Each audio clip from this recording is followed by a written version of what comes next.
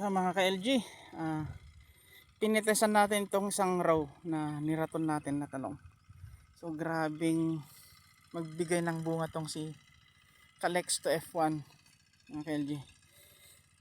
Ang nasa puno nito 100 plus, kulang na isang tray seedlings.